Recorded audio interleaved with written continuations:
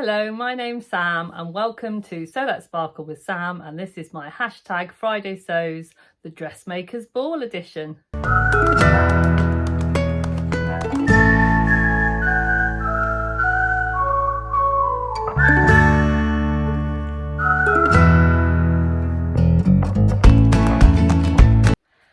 Hello there. So today is Sunday, not Friday. A million apologies. I have had a fantastic week, but a crazy week. I have been ridiculously busy. So today's Friday Sews comes to you on a Sunday because this is my first day off of this week. I normally have 2 days off in the week, but we've had some staffing issues at work, and so I have had 0 days off. All is good. So today is Sunday and I decided to come on today and let you all know about the Dressmakers Ball, but I'm still going to do my normal little bit of what I've been sewing, although I have to say that might be a bit disappointing, and a little bit of plans and a little bit of life. So if you think that that sounds like something you'd like to listen to, then don't forget to give me a like. And subscribe if you've been thinking about it, or even if you haven't and today it's just popped in your head and thought, do you know what, today I'm going to subscribe to Sew That Sparkle with Sam because that sounds like a good thing to do, then I would really appreciate that. Thank you so much. And if you have been here before and you are just thinking, come on Sam, tell us all about your Dressmakers Ball dress, then I will do that now. So what I thought I'd do is I'm going to give you a little bit of a kind of taste of the evening and a few kind of snippets of pictures, and I'm going to pop that in now.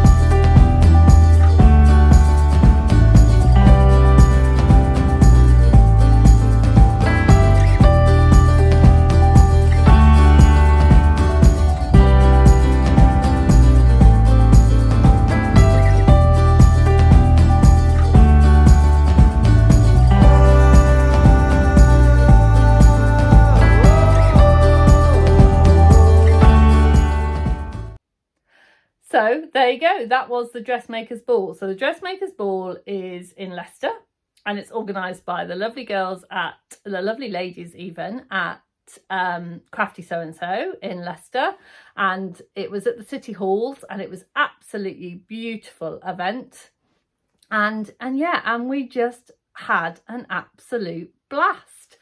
So there was 4 of us from the Carolyn Rose team. So there was me, and there was Maz from Mazel Makes, and there was Sarah from My Handmade Wardrobe and Crafty So and So, and there was Emma as well.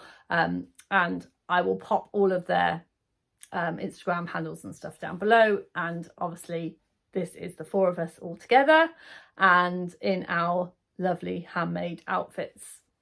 And yeah, it was a lovely evening. So before I go on about my dress, I just want to say a few thank yous for the evening. Obviously, massive thank you to everyone at Crafty So and So and to everyone that kind of helped organise the event. It was fantastic. But I really want to do a big thank you to my friend Maz from Mazel Makes, because without her, I wouldn't have had an outfit.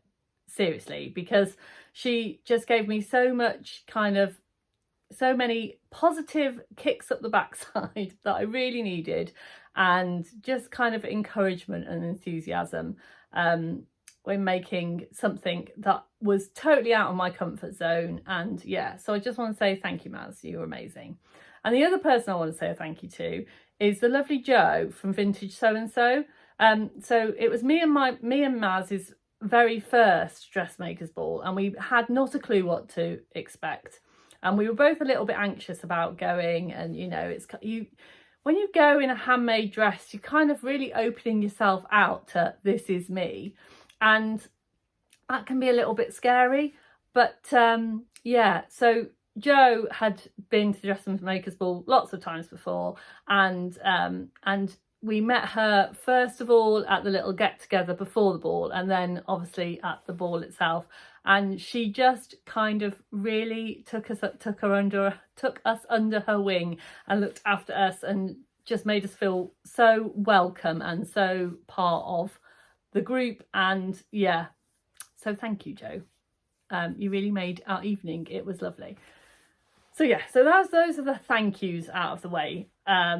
But it was a magical evening. So I thought I'd let you know about how I went about making my outfit. So as you can see, I'm going to keep popping pictures up, and you can see what I made. So my very first thought for the Dressmakers ball was an outfit like a more kind of classic gown style dress with like a plunging neckline and fitted waist, with a full flared skirt, all of that kind of business. And after a number of trials and kind of hours of Insta searches and a few tears, not gonna lie, I made the decision that that style just wasn't for me. It just wasn't me. It wasn't saying me. I didn't feel comfortable in it, and so I totally went back to the drawing board. So I'd recently made an Avenir jumpsuit from the Friday Pattern Company in the lovely fabric that I got from the So Hayley Jane subscription box, from her Tilly and the Buttons box. And I loved it, and I instantly loved it, and I instantly felt comfortable in it. But I felt quite glamorous in it as well. Even though it was really, really comfortable, I felt really put together. And so I thought, right, I'm gonna go for that, but I'm gonna make it special. So in the original one, it was short sleeves, and I thought to make something glamorous for me is add a statement sleeve. So I'd never worked with chiffon before, so I thought, well, this is a good time to start. Maybe not, but I did. So armed with my 2 meters of chiffon from Pound Fabrics, I went about trying to figure out how I was going to make a statement sleeve and add it to the Avenir. So there was a little bit of head scratching, and I have to say, trying to do French seams on chiffon is not as easy as I first thought. In fact, it's quite tricky, because to get really neat French seams, you need to be able to iron your fabric, I find. I mean, if anyone else has got top tips, then, you know, throw them at me. I'm all for that. But so what I did is I had to make myself a special ironing cloth that I could use for my chiffon.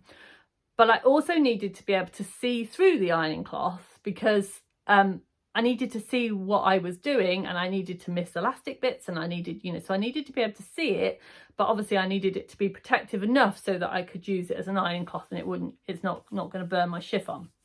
So I bought myself some white flat cotton gauze from Pound Fabrics, and I just bound it all and made myself a little ironing cloth, which was fantastic. And because it was white, and thin, it was see-through enough for me to see my black chiffon underneath. So so that was brilliant. So what I did is I put a white cloth on my ironing board, I put my chiffon sleeve over the top, which was black, and then I put my white ironing cloth on, and then that meant I could see everything, but everything was protected as I ironed. And that was kind of how I got through that kind of tricky scenario. But the sleeve itself, I made the the sleeve wider than the pattern suggested, and then I added 16 inches. Yes, you heard me correct. 16 inches to the length of the sleeve. Now, the reason I had to do 16 inches is if you'll see on the picture that my sleeve is cuffed here with the elastic cuff, but then the kind of New Romance kind of flounce sleeve, flower head if you like, comes down. So and it's folded back over and then folded up for the elastic channel, so you need all of that extra volume in that sleeve. So it's 16 inches, and then that gave me a 6.5 inch from the elastic flounce, if you like. So yeah, so that was really exciting, trying to figure out how all of that worked. There was a few things that I found tricky with that, not only the French seams but also popping the elastic in, because when I folded it back, I obviously had to make a channel for my elastic, but I needed my channel to be fairly invisible. I got away with that by using black thread in my bobbin and black thread in my machine. But the other thing I needed, and obviously black elastic, and it was black chiffon, so that kind of helped that. But the other tricky thing was that once I'd made the channel and popped the elastic in, because I needed to have the elastic quite tight to give the flounce of the sleeve, it was quite tricky to get it over my free arm of my machine. So what I had to do in the end was I had to kind of like stretch it out, pop it over, and then really slowly stitch. And then I used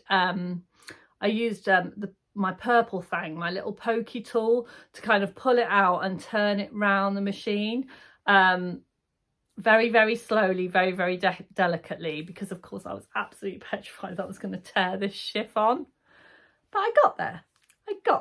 So yeah, so that was how the sleeves. The rest of it really was fairly as the instructions tell you on the Avenir. So for the main part of my jumpsuit, I used some gorgeous viscose crepe from Fabric Godmother, and it was just so me. I'll pop a picture up of my two fabrics. So the crepe was from Fabric Godmother and the chiffon was from Pound Fabrics.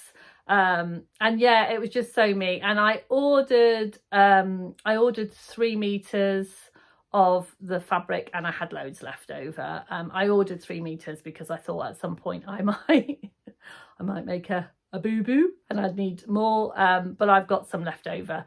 I used that fabric to make my bag, which I'll show you in a little while, and also I made a little accessory for my shoes, and I will show you that soon as well. So yeah, so the Avenir was almost exactly the same. The one thing that I did do was in the waist elastic. Now in the instructions, it tells you for your measurements what elastic to put in your waist channel, and I had to take off about 6 inches. It was quite a lot, because I wanted it to really nip in the waist so I could fold it over, so it gives you that kind of flowy feel, but also covering that mum tum area that I'm not the biggest fan of. Now obviously if you are a different shape to me, if you are super slim, you might not want to add that extra bit in, because you don't need to have that coverall, but I found that made it quite a flattering fit. Easy for you to say, Sam. So yeah, so the viscose had such an amazing drape to it as well that I really wanted to make the most of that. So yeah, so as far as the length of the legs, I did have to chop about I am 5'4", and I had to chop about 2 inches off both of the legs, and then I had them go down right to the bottom of my ankle. I was wearing a small wedge on the evening, but equally I will probably if I want to wear it again, which I'm really desperate to wear it again. My dad's 70th this year, and we're all going to get together as a family, so I think I might pop it on again there, because I think it's fantastic and for all occasions. And if I wear it again, I probably won't wear it with quite as posh shoes. I'll probably wear it with just my flats. I'm not normally a person that's seen out in heels. And if you did see any footage of me doing my catwalk, unfortunately I didn't get any footage of the catwalk, you'll see that I cannot walk in heels. So I can kind of prance around like a clown, but I'm not good at walking in heels. But you know, it was all good fun.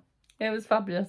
So yeah, so on to the accessories. So I wore some earrings which I bought from Lula, who has I found her on Craft Lane, which is a new kind of makers cooperative thing on Facebook, and I managed to find her on here because I put a shout out saying, hey, I need clip-on earrings. I can't wear metals. I can't wear metals in my ear, so I have to wear clip-ons. Anyone does sparkly special ones for clip-ons? And this lovely lady got back to me straight away. I think she's also got an Etsy shop as well, but that's not how I found her. And then she made for me 3 pairs. She made me these lovely pink moons, which would have gone really well, and gold stars, which would have gone. But she also made me these. Oh, there we go. And these are the ones that I wore, and they are kind of multicolored sparkles. So yeah, so that was fabulous. I'll put her details down below if you want to go and buy yourself some earrings. She was fantastic. She was very good at communicating with me, and to be honest, I think I got myself a bit of a bargain. And then, so my shoes. So I wore these very plain, simple black wedges. Bought them from Next ages ago. Don't think I paid that much money for them, to be honest. And I just wanted to add some sparkle. So my lovely friend Maz said, oh, you could make some shoe clips. She made some shoe clips. I'll put a picture of hers. They were fantastic. These massive bows on her shoes that she wore with her dress. And she said, oh, you can make some shoe clips. I didn't have very much time. I was a little bit of a last minute Sally with this. And so I did, and I'll just see if I can show you these. So I made, can you see, little mirrored stars that I bought when my trip to London with Catherine from Soberton Makery. And I just made some, with the fabric, it's hard to show you. So that's the original fabric underneath, and then a little bit of velvet. And yeah, and then it's just all hand sewn on. And then I hot glued the shoe clip on, and then the clip just goes onto the shoe like that to add a little bit of zhoosh. So that was fun. I enjoyed making shoe clips, and I'll definitely do that again because it kind of really adds a bit of drama to an outfit. So I really enjoyed that. And then the last thing that I made was this, my little handbag with the little wristlet. And as you can see, more mirrored stars, and then I just free motioned embroidered a little bit of pink vinyl, and then a little bit of the original fabric. And then this is upholstery velvet, which I have to say, if you've ever tried to put a zip in velvet, fun.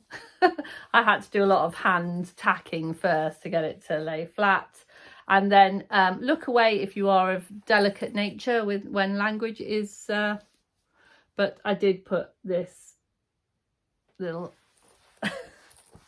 sorry, my handbag is very dusty. I did put that little sticker on the other side because I thought it was cool. And then a little star. So that was my handbag. Really, really simple. Front panel, back panel, zip on a roll. It's a like a baby cord lining to give it a little, just give it a bit of something. sewn together. Fabulous. And as you can see, there's the whole ensemble of my outfit. I really enjoyed it. Really enjoyed working.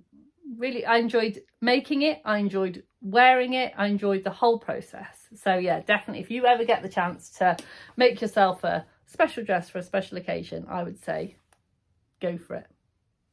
So yeah, so that was my dress. So what have I been sewing this week? Not a lot. In fact, a lot of it has been sewing prep. So I've been making the Viva dress out of my most recent Sew Hayley Jane subscription box fabric, which is gorgeous, by the way. And that is all cut out and ready to go. I'll pop a picture up of the Viva dress in case you haven't seen it. So I haven't made it yet, but I've got all of the pieces cut out. So I'm hoping to get that done sooner rather than later. Oh, Marlowe cardigans. I've had Marlowe cardigans ready to go for ages, and I keep saying I'm going to get them going, and I keep getting them out of the bag, getting half kind of pinned together, and then getting distracted doing other things. I just need to get on with it. So I got started with that and got distracted again. So that's something I've definitely got to get sorted. The Liberty fabrics that I bought last week have all been washed and pressed and ready to go. And I've kind of put aside a couple of patterns that I haven't quite decided that I'm going to cut them out yet, but I'm going through the thinking process of that. And then the last thing I've been doing is finishing my Busy Bee challenge. So I know I'm already late with getting that Busy Bee challenge out, but that is also my lovely 2,000 subscribers celebration video as well. You asked for a tutorial for free motion, and I've popped it on there. So I've made a cute little bag. Nothing exciting or out of the ordinary, but I've done a little free motion embroidery tutorial to go with it. So yeah, so that's what I've been doing this week, and hopefully you will see that soon. If you do subscribe to my channel, then when that comes out, you'll get notified. So there you go. Plans for this week. I'm hoping to be honest, I'm hoping to do a bit of catching up on life and sleep. I've just been absolutely exhausted this week, and I need a little bit of downtime. So I am going to give myself a bit of downtime, because I think you need to look after yourself, don't you? So that is my plan. So I'm not going to give myself too much pressure on sewing plans, but if you watch me next week, I'll definitely have sewn something, because I always tend to. So, but I'm not going to plan. I'm not going to plan, because I don't want to let myself down if I don't get it done. So yeah, I'm not going to make too many plans. We'll see. Let's surprise ourselves with what I get done this week, shall we? And see what happens. So yeah, so that's me. So take care. I'll see you all really, really soon. I hope you have lots of time to sew. Don't forget to sparkle, and I'll see you really soon. Take care. Bye for now.